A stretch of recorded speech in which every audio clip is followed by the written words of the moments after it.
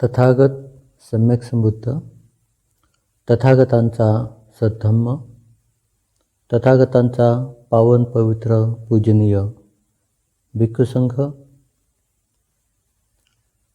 आणि या आधुनिक काळातील तथागतांचा मानव कल्याणकारी पूजनीय भिक्खुसंघ आणि सर्व श्रद्धावान उपासक उपासिका, आज आपण तथागतांच्या दुःखमुक्ती धम्माचा, तथागतांची शिकवण दुःखमुक्तीची उपदेश देशना आज आपण ऐकत आहोत. सर्व पूजनीय भिक्खू संघाला त्रिवार अभिवादन. सर्व श्रद्धावान उपासक उपासिका यांना शुभाशीष. तथागतांचा सद्धम्म हा दुःखमुक्तीचाच धम्म आहे. आपल्या जीवनामध्ये जे काही दुःख उत्पन्न होतं, हे दुःख आपण स्वतःच्या कर्मानेच उत्पन्न करतो आणि स्वतःच्याच कर्माने आपण त्याला संपवतो.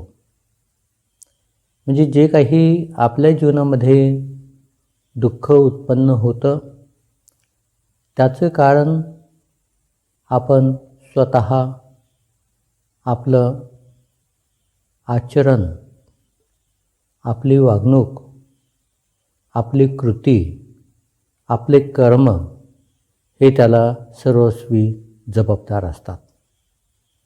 आणि आपणच आपल्या प्रयत्नाने, आपल्या कर्माने, आपल्या आचरणाने या दुःखाचा आपण शेवट करू शकतो. तर हा उपदेश तथागतांनी सर्व मानवासाठी दिलेला आहे. आणि आपण बघतो की या मनुष्य जगतामध्ये काही माणसं अत्यंत प्रसन्न चित्ताचे असतात, काही माणसं अतिशय दुःखी, कष्टी, चिंताग्रस्त, भयभीत, चंचल प्रवृत्तीचे असतात. आणि प्रत्येकजण आपल्या स्वभावानुसार, आपल्या चेतनेनुसार, आपल्या मनाच्या प्रवृत्तीनुसार कर्म करत असतो. काही व्यक्ती आपल्या जीवनामध्ये अत्यंत कुशल कर्म करतात, प्रसन्न राहतात, आनंदी राहतात, सुख वैभव याचा आनंद उपभोगतात. आणि काही व्यक्ती मात्र याच्या उलट अतिशय दुःखी, कष्टी, चिंताग्रस्त, भयभीत, संभ्रमित अशा अवस्थेमध्ये आपलं जीवन जगतात. आणि अशा अवस्थेमध्ये ते जे काही कर्म करतात, जे काही कृती करतात, काया वाचा मनाचे जे काही कर्म त्यांच्याकडून घडतात, हे जाणीवपूर्वक, विचारपूर्वक घडत नाहीत, अज्ञानामधून घडत असतात. तर अशी आपण या मनुष्यभूमीमध्ये वेगळ्या वेगळ्या प्रकारची माणसं, त्यांचं वागणं, त्यांची प्रवृत्ती, त्यांचा स्वभाव, त्यांचे ज्याला आपण कॅरेक्टर्स म्हणतो, ज्याला आपण बिहेवियर म्हणतो, ज्याला आपण टेम्परमेंट म्हणतो, तर अशा प्रवृत्तीचे वेगळे वेगळे लोक आपल्याला बघायला मिळतात. आपण कोणत्या प्रवृत्तीचे आहोत, आपला स्वभाव काय आहे, आपलं कॅरेक्टर काय आहे, आपलं टेम्परमेंट काय आहे, आपलं नेचर ऑफ ए पर्सन कसं आहे हे आपल्याला स्वतःला ओळखता आलं पाहिजे. आणि आपल्याकडून सहजतेने सहज प्रवृत्तीने काय काय चुका घडतात त्यापासून आपण कसं सावध झालं पाहिजे हे आपल्याला समजलं पाहिजे. थोडक्यामध्ये आपण आपलं परीक्षण केलं पाहिजे, आपण आपलं अवलोकन केलं पाहिजे, स्वतःला आपण ओळखता आलं पाहिजे. यासाठी अत्यंत चांगल्या प्रकारची तथागत सम्यक संबुद्धांनी आपल्याला देशना दिलेली आहे.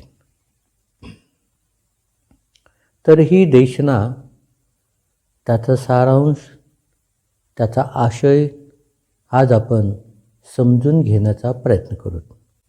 या मनुष्य जगतामध्ये 6 स्वभाव धर्माची माणसं असतात. सर्व माणसाचे विभागणी 6 स्वभाव धर्मामध्ये किंवा इंटेन्सिक नेचर ऑफ ए पर्सन, ज्याला आपण कॅरेक्टर म्हणतो,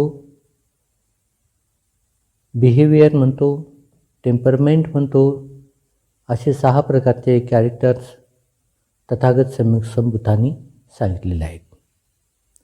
एक आहे रागचरित. रागचरित म्हणजे one of the lustful temperament.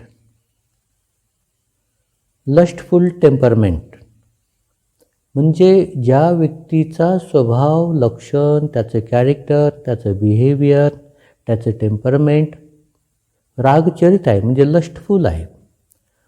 त्याच्या मनामध्ये लस्ट उत्पन्न होते, कामराग उत्पन्न होतो. त्याच्या मनामध्ये वेगळ्या वेगळ्या गोष्टीबद्दल एक इच्छा, आसक्ती, एक तृष्णा उत्पन्न होते.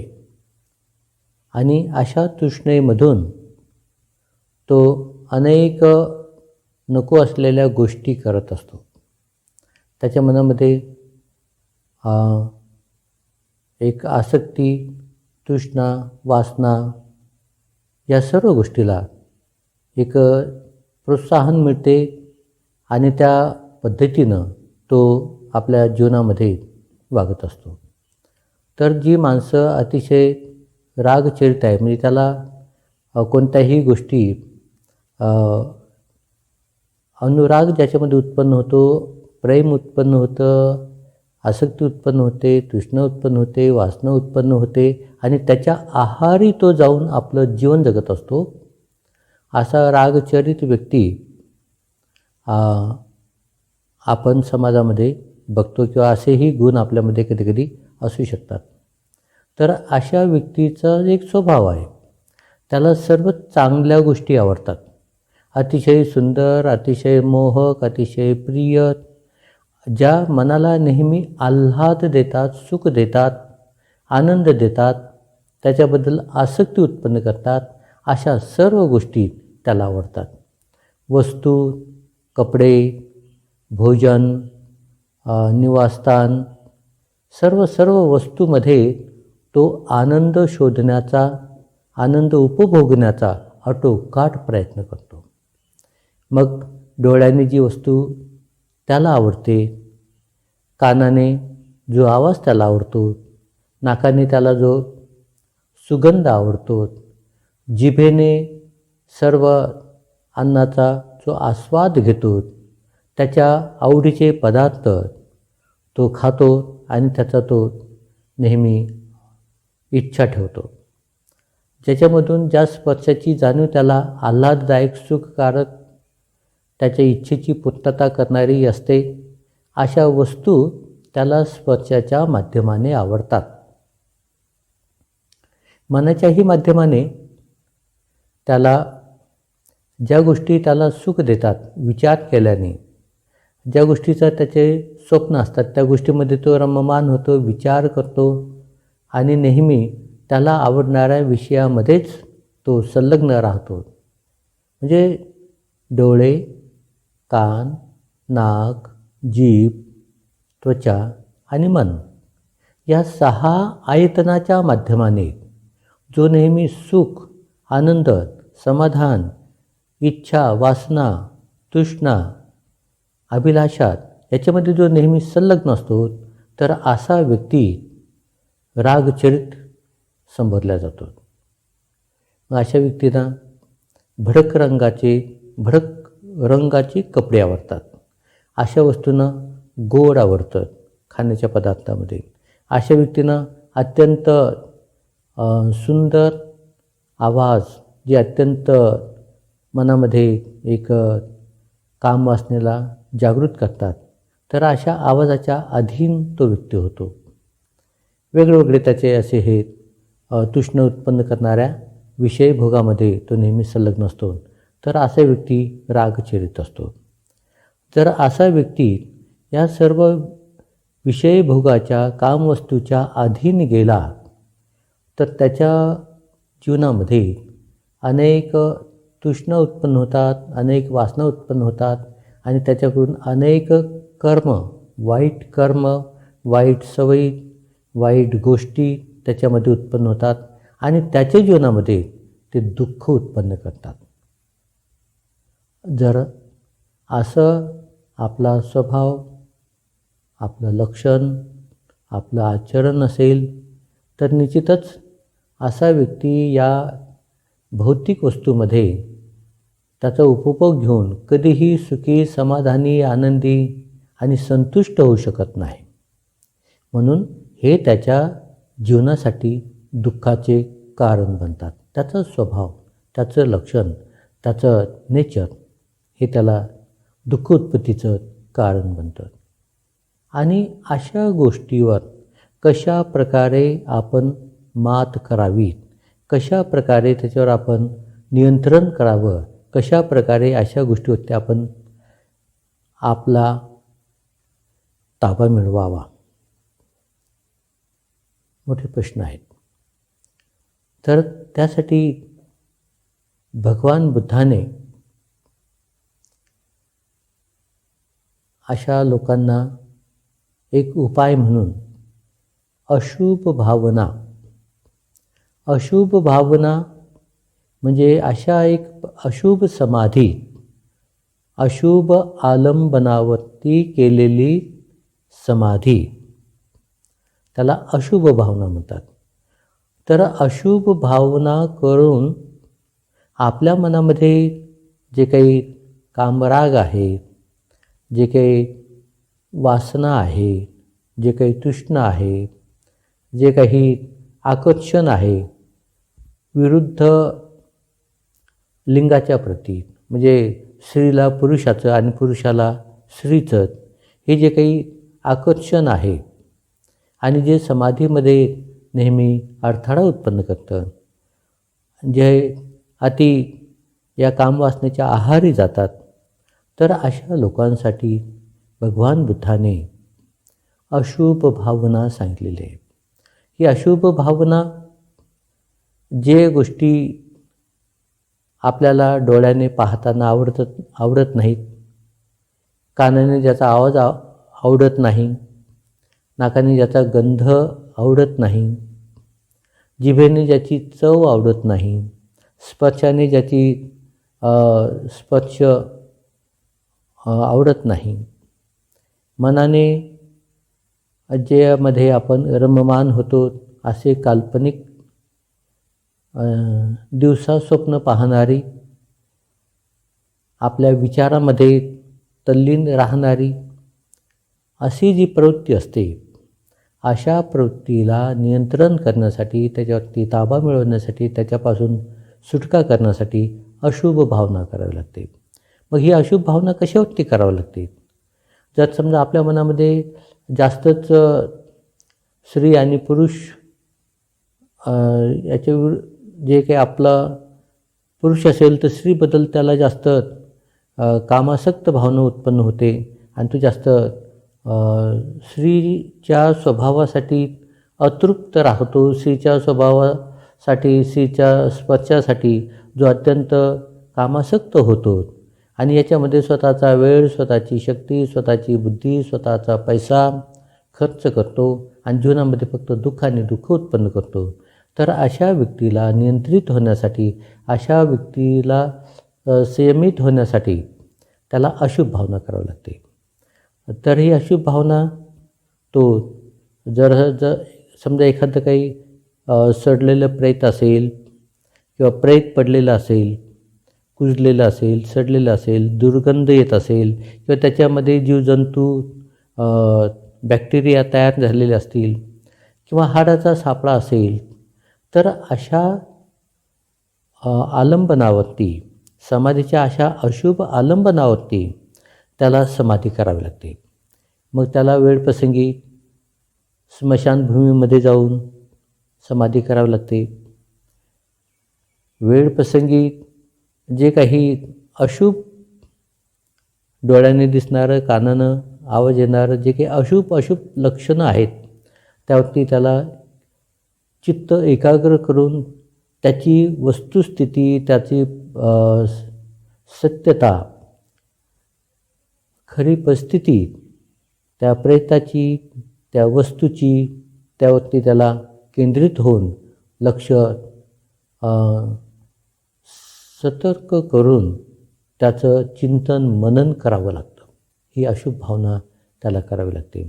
जर ही त्याने अशुभ भावना केली तर त्याच्या मनातील जे काही कामराग आहे किंवा सौंदर्याबद्दल म्हणा किंवा एखाद्या वस्तूबद्दल, एखाद्या व्यक्तिविशेष आकर्षण त्याला जे काही असतं त्यावरती तो सहजपणे नियंत्रण करू शकतो. हा त्यावरती एक उपाय आहे, अशुभ भावना.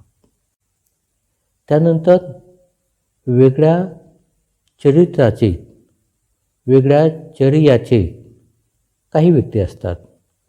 काही व्यक्ती अतिशय द्वेषी स्वभावाचे असतात. द्वेष उत्पन्न होतो पाहताना, ऐकताना किंवा कोणतीही कृती करताना. त्या व्यक्तीच्या मनामध्ये नेहमी राग उत्पन्न होतो, द्वेष उत्पन्न होतो, नेहमी चिडचिड करतो, कधीही असंतुष्ट राहतो, कधी कोणाबद्दल मैत्रीने वागत नाही, बोलत नाही किंवा त्यांच्यासोबत असा तो व्यवहार करत नाही. थोड्या गोष्टीनं चिडतो, थोड्या गोष्टीनं मानसिक संतुलन घालून टाकतो आणि थोड्या गोष्टीनं अपसेट होतो, दुःखी होतो, कष्टी होतो आणि सगळ्या लोकांवरती जे त्याच्या संपर्कात येतात त्यांच्यावरती तो रागा भरतो, चिडतो, त्यांना अपशब्द बोलतो, त्यांच्यासोबत वाईट वागतो, त्यांच्यासोबत नको असलेले कर्म करून जीवनामध्ये दुःख, संकट, धोके उत्पन्न करतो. तर अशा प्रकारचा द्वेषी मनुष्य असेल तर हा स्वतःच्या कर्माने, स्वतःच्या कृतीने जीवनामध्ये फक्त दुःख, शोक, संताप, भय, भीती, चिंता उत्पन्न करतो. त्याचे परिणाम शेवटी अधोगती, दुर्गती आणि शेवटी विनाश. तो आपल्या या स्वभावामुळं आपल्या जीवनामध्ये एवढ्या काही अति टोकाला जातो की तो वेळप्रसंगी त्याच्या मनामध्ये राग उत्पन्न झाला, द्वेष उत्पन्न झाला, क्रोध उत्पन्न झाला तर तो दुसऱ्याचा हिंसा करतो, हत्या करतो, वध करतो.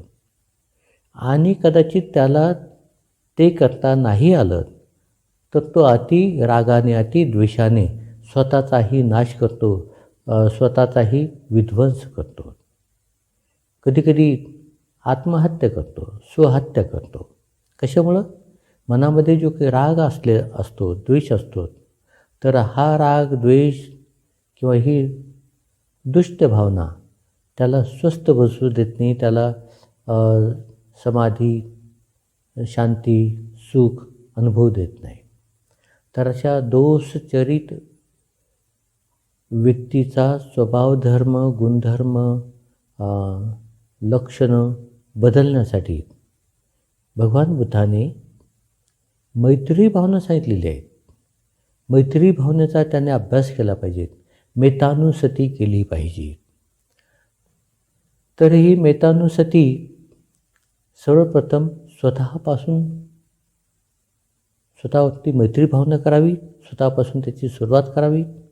मी सुखी होत, मी दुःखरहित होत, मी संकटरहित होत, मी व्याधी रहित होत, मी आजार रहित होत, रोगमुक्त होत. मला दीर्घायुष्याचा लाभ मिळो, मी सर्व संकटापासून सर्व दुःखापासून मुक्त हो. अशा प्रकारे सर्वप्रथम मैत्री भावना, ज्याला आपण मेत्ता भावना म्हणतो, ती स्वतःपासून आपण सुरुवात केली पाहिजे. प्रत्येक मनुष्य जेथे आहे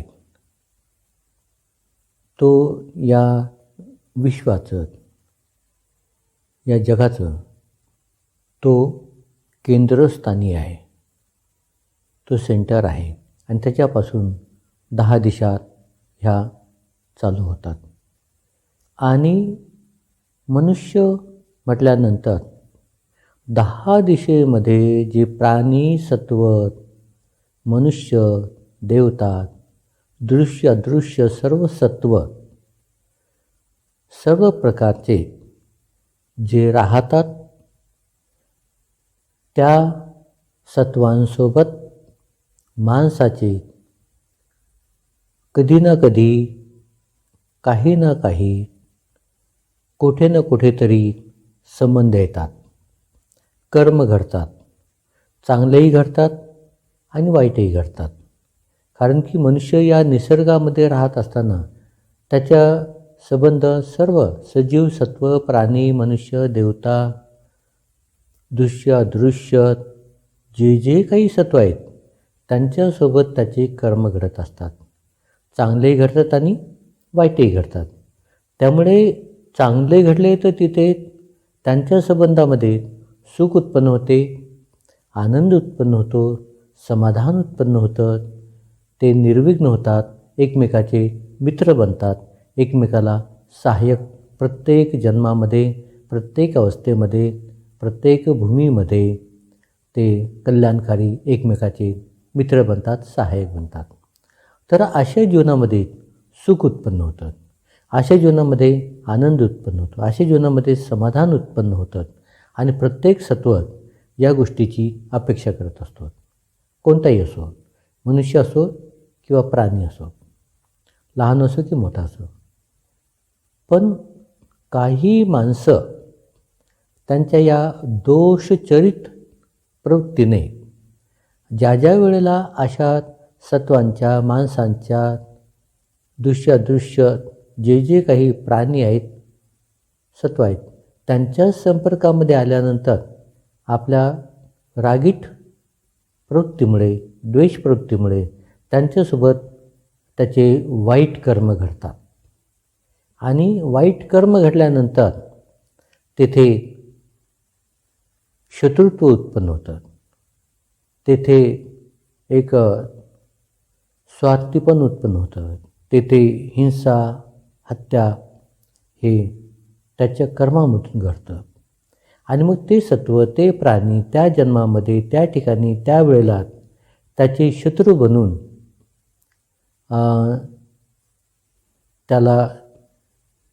त्याच्यासोबत ते सुद्धा कर्म करतात.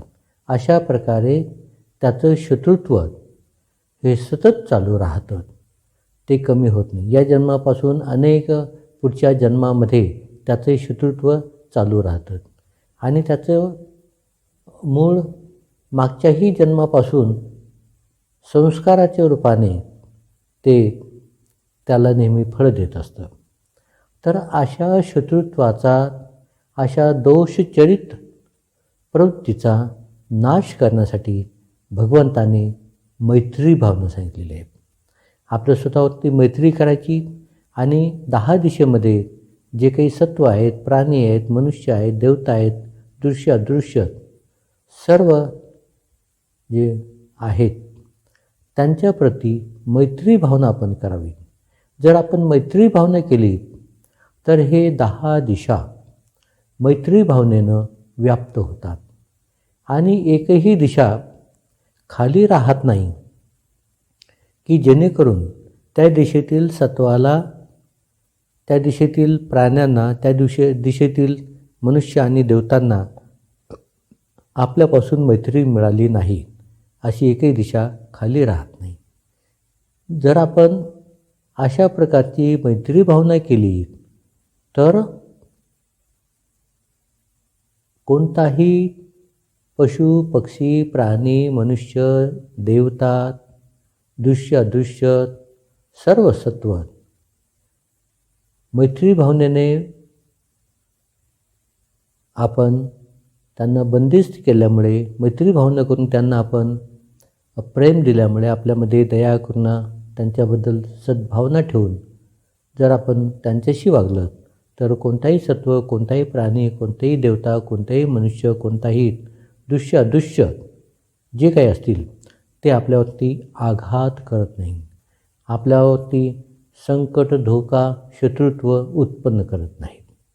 म्हणजे आपण या निसर्गाचे, या विश्वाचे एक अतिशय प्रिय मैत्रीपूर्ण स्वभावाचे आपण व्यक्ती बनून आपलं स्वतःचं रक्षण करतो आणि पर्यायानं त्यांचंसुद्धा रक्षण आपल्या आचरणामधून करतो. आणि यासाठी आपण मैत्री भावना केली पाहिजे, मित्रानुसती केली पाहिजे, ज्याला आपण मेत्ता भावना म्हणतो ती आपण केली पाहिजे. यानंतर तिसऱ्या स्वभावाचा किंवा तिसऱ्या कॅरेक्टरचा किंवा तिसऱ्या टेम्परमेंटचा जो व्यक्ती असतो तो म्हणजे मोहचरित. आता सगळेच व्यक्ती काही बुद्धिवान नसतात, सगळेच व्यक्ती काही शार्प बुद्धिमत्ता घेऊन जन्मलेले नसतात, काही काही अतिशय जड स्वभावाचे असतात, जड ज्याला आपण बुद्धिमत्तेचे असतात. असेही काही व्यक्ती आपण या समाजामध्ये पाहतो.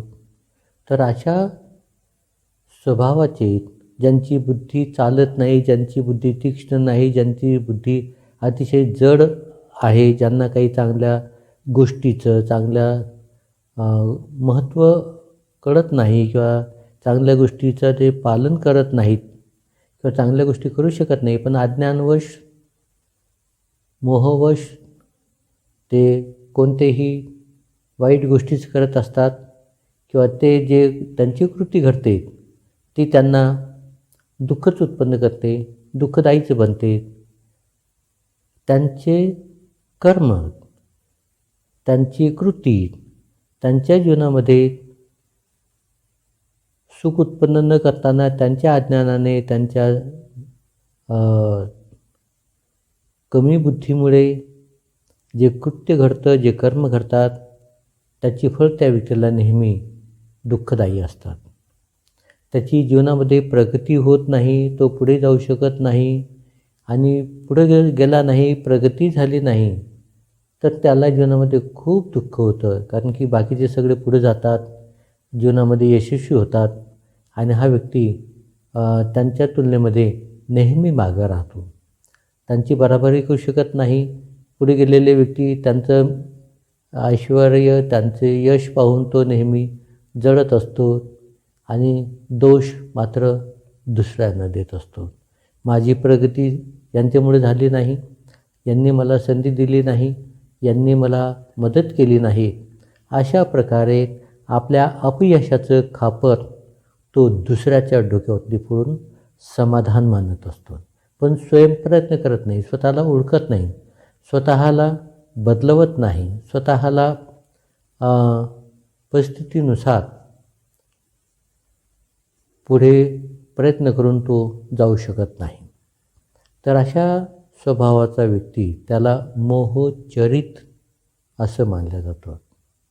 मग असा जो व्यक्ती असतो जो जड बुद्धीचा आहे, त्याची बुद्धिमत्ता चालत नाही, ज्याच्या डोक्यामध्ये बुद्धिमत्तेचा अभाव आहे किंवा ज्ञानाचा अभाव आहे, प्रज्ञेचा अभाव आहे, अशा व्यक्तीने काय उपाय केला पाहिजे की जेणेकरून त्याच्या बुद्धिमत्ता सजग होईल, जागृत होईल, तेज होईल आणि तो सुद्धा आपल्या जीवनाचे प्रश्न, आपल्या जीवनाचे जे काही संकट असतील ते स्वयंप्रयत्नाने सोडवू शकेल. तर अशा व्यक्तीने भगवान बुद्ध म्हणतात आनापानसती केली पाहिजे. आनापानसती म्हणजे श्वास घेणे, श्वास सोडणे, जाणीवपूर्वक श्वास घेणे आणि जाणीवपूर्वक श्वास सोडणे. अशा प्रकारे आनापानसती करून श्वासावरती लक्ष केंद्रित करणे. प्रत्येक श्वास, त्याचं स्वभाव, त्याचं लक्षण हे जाणलं पाहिजे.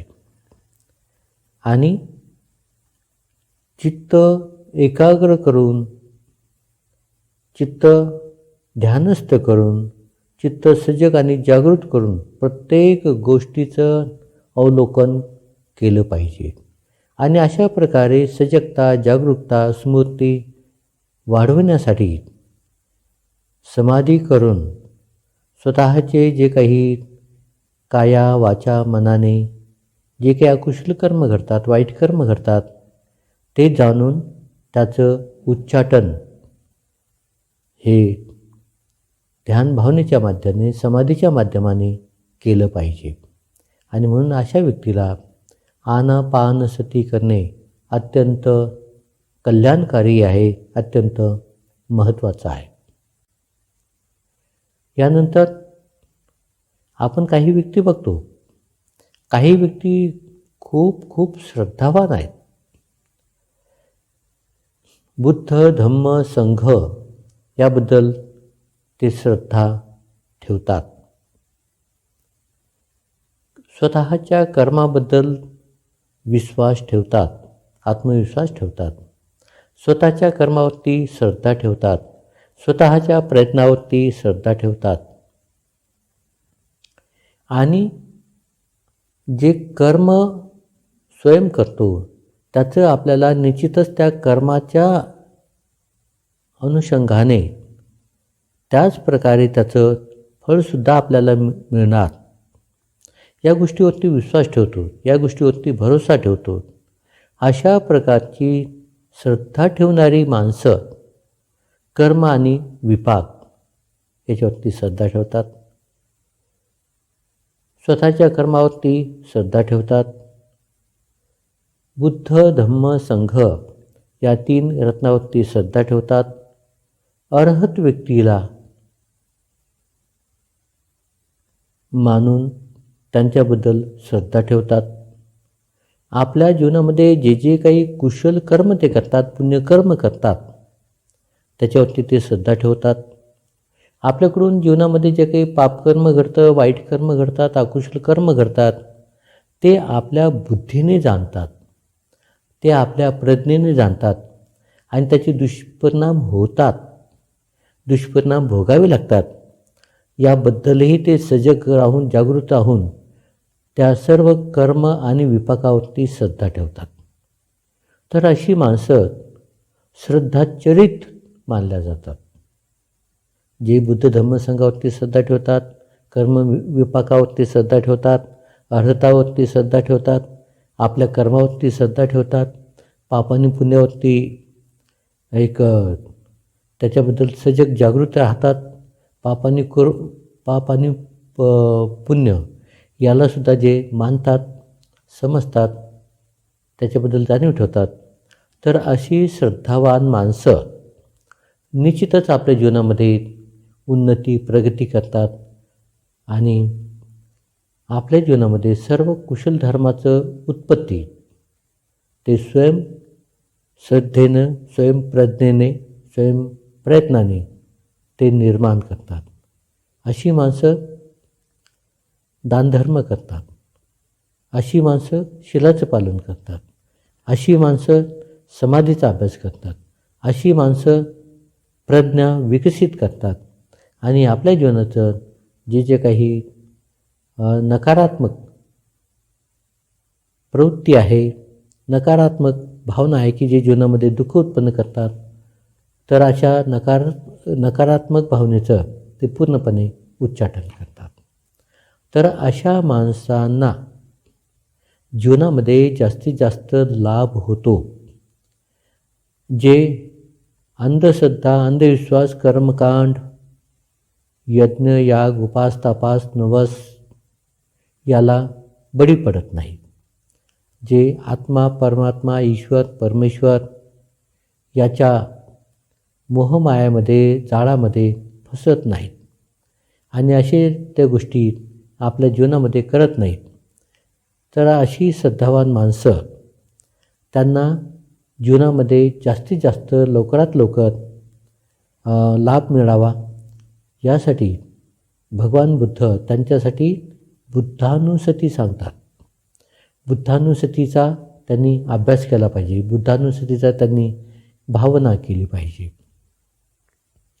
बुद्धानुसतीची भावना, बुद्धानुसतीची साधनं त्यांनी करावी. म्हणजे भगवान बुद्ध त्यांचे गुण, भगवान बुद्धाचे गुण, भगवान बुद्धाचे गुण, भगवान बुद्ध महाकारुणिक आहेत, महाविशुद्धी पदाला पोचलेले आहेत आणि महाप्रज्ञावान आहेत.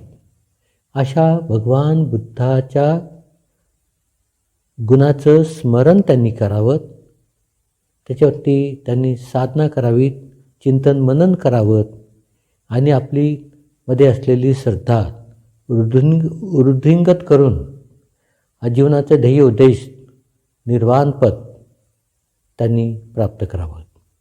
यासाठी श्रद्धावान चरित लोकांसाठी बुद्धानुसती अत्यंत महत्त्वाची आणि फायद्याची आहे. यानंतर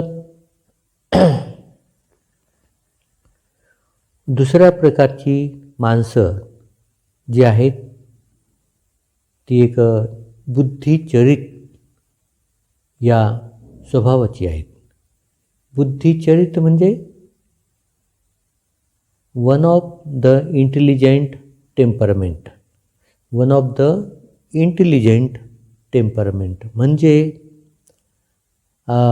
जे नेहमी बुद्धीचा वापर करतात, आपल्यामध्ये जे काही ज्ञान आहे त्याचा वापर करतात, कोणतीही गोष्ट तपासतात, ओळखतात, समजतात, त्याचं चिंतन मनन करतात, अवलोकन करतात आणि ते योग्य असेल तर त्याचा स्वीकार करतात. म्हणजे जगामध्ये जे जे काही ज्ञान आहे, जगामध्ये जे जे काही ज्ञान माणसाच्या कल्याणासाठी, उन्नती, प्रगतीसाठी आहे, त्या ज्ञानाचा शोध घेणारी माणसं ही बुद्धिचरित असतात. मग असे बुद्धिवान माणसं, ज्ञानी माणसं हे जे महाप्रज्ञावान असतात, महाज्ञानी असतात, महामानव असतात, त्यांना शरण जातात, त्यांना समर्पित होतात, त्यांच्या शिकवणुकीचं, त्यांच्या उपदेशाचं आचरण करतात आणि स्वतःला जास्तीत जास्त बुद्धिमान करून निर्वाणपद, अर्हतपदाचा साक्षात्कार करतात, अर्हतपदाचा लाभ करून घेतात. तर अशा प्रकारे बुद्धिचरित जे माणसं असतात अशांसाठी भगवान बुद्धाने विपश्यना भावना ही सांगितलेली आहे. आता विपश्यना भावना काय आणि कशाबद्दल? विपश्यना भावना किंवा विपश्यना विशिष्ट अर्थाने, सखोल अर्थाने, अत्यंत गांभीर्याने, अत्यंत विद्वत्तापूर्ण चित्ताने पाहणे, जाणणे, समजणे, अनुभव घेणे याला विपश्यना म्हणतात. पश्यना म्हणजे पाहणे, म्हणजे विशिष्ट, विशेष आणि विशोधन करून, चिंतन मनन करून, त्याचा संशोधन करून जे सत्य असेल त्या सत्याचा स्वीकार करणे, हे विपश्यने भावनेमध्ये भगवान बुद्धांनी सांगितलेलं आहे. मग सत्य काय आहे या मनुष्य मात्राचं? या मनुष्य मात्राचं सत्य जे आहे, तर कोणताही सजीव सत्व, कोणताही प्राणी, कोणताही मनुष्य त्याने स्वतःचं अवलोकन केलं पाहिजे, स्वतःचं परीक्षण केलं पाहिजे. आणि ज्यावेळेला हा सजीव सत्व, हा मनुष्य, हा ज्ञानी प्राणी मनुष्य मात्र, देवता ज्या असतील त्या ज्यावेळेस स्वतःचं परीक्षण करतात तर त्यांना याची जाणीव होते की मी एक सजीव प्राणी आहे, मी एक मनुष्य आहे. मनुष्य मात्रामध्ये, मनुष्याच्या भूमीमध्ये जन्मलेला मी एक मनुष्य आहे. तो स्वतःचं अवलोकन करतो म्हणजे काय, स्वतःचं संशोधन करतो. आणि संशोधन केल्याने त्याला काय मिळतं, तर त्याला स्वतःमध्ये 2 गोष्टी जाणीव होते. एक चित्त आणि शरीर, ज्याला आपण मन आणि शरीर असं थोडक्या म्हणजे संक्षिप्त भाषेमध्ये म्हणतो. मन आणि शरीर, सर्व सजीव सत्वाला मन आणि शरीर हे निसर्गतःच प्राप्त झालेलं असतं. तर मन आणि शरीर याचा शोध, याचा बोध त्या व्यक्तीला होतो. आणि जे मन आहे, हे मन या शरीराचा वापर करून घेते आपल्या इच्छेनुसार, आपल्या चेतनेनुसार, आपल्या गरजेनुसार. मन शरीराचा वापर करते आणि शरीर मनाला साथ देते. अशा प्रकारे मन आणि शरीर एकत्र रूपाने काम करते, एकत्र रूपाने आपलं सर्व काही आचरण करते किंवा कर्म करते, चांगले किंवा वाईट. याचं जे काही विशोधन, याचं जे काही संशोधन, याचं जे काही सत्यता जाणण्याचा जो मार्ग आहे तो म्हणजे विपश्यना आहे. मन कशा प्रकारे काम करते, मनाची प्रवृत्ती काय आहे, मन कुशल आहे की अकुशल आहे, मन शुद्ध आहे की दूषित आहे, मन श्रद्धायुक्त आहे का मन अश्रद्धायुक्त आहे, मन सजग आहे की मन मोहयुक्त आहे, मन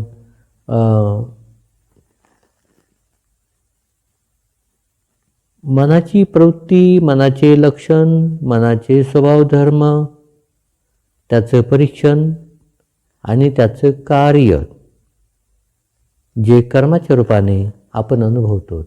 कुशल अकुशल ज्याच्यामधून कर्म घडतात, मन कायेचे, वाचेचे आणि मनाचे कर्म करण्यासाठी प्रेरित करतं. व्यक्तीला, या सत्वाला प्रेरित करतं. आणि सत्व व्यक्ती किंवा सजीव जे प्राणी आहेत ते काया आणि मनाचा उपयोग करतात. काया, वाचा, मनाचा उपयोग करून त्यांच्याकडून कुशल अकुशल कर्म घडतात आणि त्यानुसार त्यांच्या जीवनामध्ये कर्म उत्पन्न होऊन त्याचं फळ मिळत असतं. त्यांचे शुद्ध कर्म असतील, चांगले कर्म असतील, कल्याणकारी कर्म असतील, पुण्यकर्म असतील तर त्यांच्या जीवनामध्ये सुख उत्पन्न होतं, दुःख उत्पन्न होत नाही. किंवा ज्यांचे कर्म वाईट असतील, पापमय असतील, दुःख उत्पन्न करणारे असतील किंवा विनाशाकडे घेऊन जाणारे असतील तर त्यांच्या जीवनामध्ये निश्चितच दुःख उत्पन्न होतं. आणि हे सुख दुःख उत्पन्न करण्याचं साधन, करण्याचं माध्यम किंवा करण्याची जी जबाबदारी किंवा जे कर्म घडतात तर हे मन आणि शरीर हे कर्म करतात. आणि कोणते कर्म करायचे हे मन ठरवतं. मनाची चेतना उत्पन्न होते आणि त्या मनाच्या चेतनेमधून कर्म घडतात, चांगले किंवा वाईट, आणि शरीर त्याला साथ देते. मग हे जीवनामध्ये जे कर्म उत्पन्न होतात, दुःख उत्पन्न करणारे किंवा सुख उत्पन्न करणारे, याची जाणीव, याची संशोधन, याचं विशोधन, याचा शोध हे विपश्यने भावनेमधून केला जातो. विपश्यना भावना जे काही क्लेश विकार उत्पन्न होतात, जे काही दोष उत्पन्न होतात, जे दुःख उत्पन्न करतात त्याचं उच्चाटन करते. त्या ठिकाणी कुशल चेतना उत्पन्न झाल्यामुळे कुशल कर्म घडतात आणि ते माणसाला सुख उत्पन्न करतात. दुःखमुक्तीच्या अवस्थेपासून सुखाच्या अवस्थेपर्यंत घेऊन जातात. जन्ममरणाचं भवचक्र तोडतात. अज्ञान समूळ नष्ट करतात. मनुष्य निर्वाण पदाला जातो, अर्हत पदाला जातो. जन्ममरणाचं भवचक्र तो नष्ट करतो.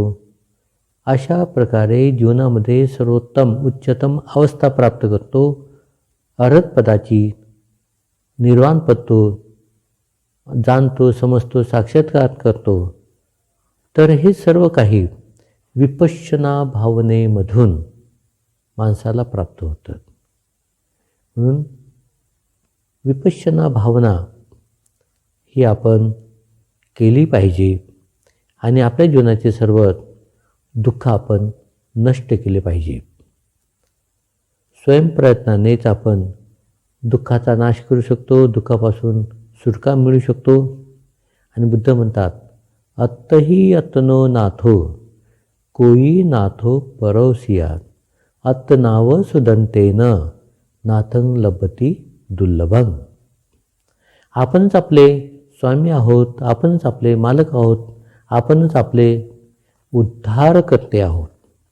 आपण स्वयंप्रयत्नाने हे सर्व दुःख नष्ट केलं पाहिजे. आपला कोणी मालक नाही, आपला कोणी मालक होऊ शकत नाही. आणि आपल्याला जीवनाचं सर्वोत्तम पद प्राप्त करायचं असेल, निर्वाणपद मिळवायचं असेल तर स्वतः प्रयत्न करून ते आपण मिळवू शकतो. ते कोणीही आपल्याला मिळवून देऊ शकत नाही. म्हणून बुद्ध म्हणतात, मी फक्त मार्गदाता आहे, मोक्षदाता नाही. तर अशा प्रकारची जाणीव, अशा प्रकारचं समज, अशा प्रकारचं आचरण ठेवणारे जी माणसं असतात हे बुद्धिचरित असतात. आणि आपल्या बुद्धिमत्तेनं, आपल्या स्वयंप्रयत्नाने ते अर्हत पदाला जातात, जन्ममरणाचं भवचक्र नष्ट करतात. यानंतर आणखी एक माणसाच्या स्वभावाचं एक वर्ग आहे, तो म्हणजे वितक्क चरित. वितक्क चरित म्हणजे one of the speculative temperament. म्हणजे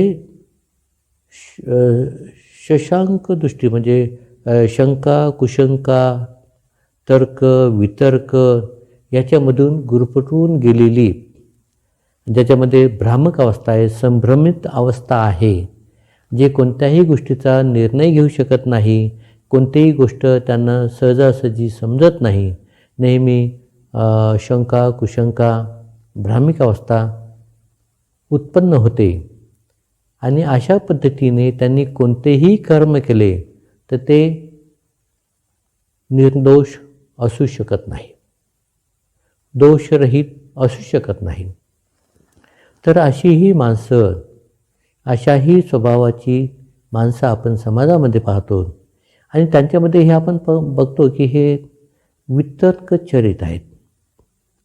तर अशा माणसांना आपल्या जीवनामध्ये प्रगती करायची असेल, द्वेषापासून, अकुशल कर्मापासून, पापापासून, वाईट गोष्टीपासून मुक्त व्हायचं असेल तर अशा माणसांसाठी भगवान बुद्धाने धम्मानुसती सांगितलेली आहे.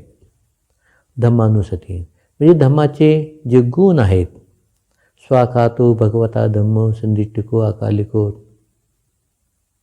हे जे गुण आहेत, हे धम्मगुण याचं चिंतन मनन, याच्यावरती एकाग्रता, याच्यावरती संशोधन विशोधन हे धम्मानुसतीच्या मार्गाने केल्या जातं. आणि त्या माणसाच्या मनामध्ये जी काही भ्रामक अवस्था, संभ्रमित अवस्था असते, ज्याचं चित्त अतिशय चंचल होऊन भटकत असतं, अशांत असतं, तर अशा व्यक्तीसाठी धम्मानुसती केली पाहिजे. धम्मानुसती केल्यानंतर मनुष्य अत्यंत धीर गंभीर होतो, एकाग्र होतो, शुद्ध चित्ताचा होतो आणि तो अतिशय जीवनामध्ये कमी प्रयत्नामध्ये, कमी वेळेमध्ये चांगल्या गोष्टी तो सहज प्राप्त करू शकतो. तर अशा वितक्कचरित व्यक्तीसाठी भगवंताने धम्मानुसती केलेली आहेत, ज्याला आपण धम्मगुण जे आहेत त्याचं आपण चिंतन मनन स्मरण करावं, त्यानुसार आचरण करावं. तर ही धम्मानुसती अत्यंत उपयोगाची आहे. तर आपण आजच्या या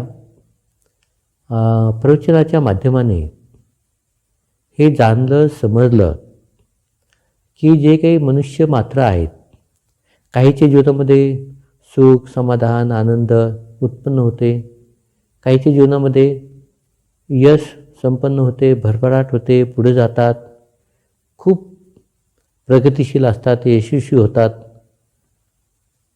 तर ते त्यांच्या चरित्रावरती अवलंबून असतं. पण काही लोक दुःखच त्यांच्या जीवनामध्ये उत्पन्न होतं, काही लोकांच्या जीवनामध्ये चिंता, भय, भीती, अनेक शंका कुशंका उत्पन्न होतात, अनेक वाईट कर्म घडतात, पापकर्म घडतात. तर हे सुद्धा त्यांच्या चरित्रावरती अवलंबून आहे. जसं आपण बघितलं, चरित्र म्हणजे चर्या किंवा intrinsic nature of a person, ज्याला आपण कॅरेक्टरिस्टिक बिहेवियर म्हणतो किंवा ज्याला आपण कॅरेक्टर म्हणतो, की ज्याला आपण टेम्परमेंट म्हणतो. तर अशा प्रकारे आपण या मनुष्य मात्राचे 6 प्रकारचे चरित्र आपण बघितलेले आहेत. 1 रागचरित, 2 दोषचरित, 3 मोहचरित, 4 श्रद्धाचरित, 5 बुद्धिचरित आणि 6 वितर्कचरित. मला वाटतं निश्चितच आपण सर्वच जण कोणत्या ना कोणत्या चरित्रमध्ये आपण आपलं अस्तित्व, आपलं आचरण निश्चितच येतं. जर काही याची आपल्याला जाणीव झाली तर निश्चित आपल्या जीवनामध्ये आपण स्वतःची प्रगती धम्म आचरणाने, धम्म शिक्षणाने ही करू शकतो आणि आहे त्यापेक्षा आपलं जीवन आपण चांगल्या प्रकारे जगू शकतो, उंचावू शकतो आणि जीवनाची गुणवत्ता वाढवू शकतो. तर आपण सर्वांनी अतिशय लक्षपूर्वक, ध्यानपूर्वक हे प्रवचन ऐकलं तर तुमच्या सर्वांच्या प्रती मंगल कामना करून अशुभ आशीष देऊन या ठिकाणी हे प्रवचन संपत आहे. भवतु सबमंगलं रक्षन्तु सबदेवता सबबुद्धानुभावेन सदा सोत्थी भवन्तु ते. भवतु सबमंगलं रक्षन्तु सबदेवता सबधम्मानुभावेन सदा सोत्थी भवन्तु ते. भवतु सबमंगलं रक्षन्तु सबदेवता सबसंघानुभावेन सदा सोत्थी भवन्तु ते. साधु साधु साधु.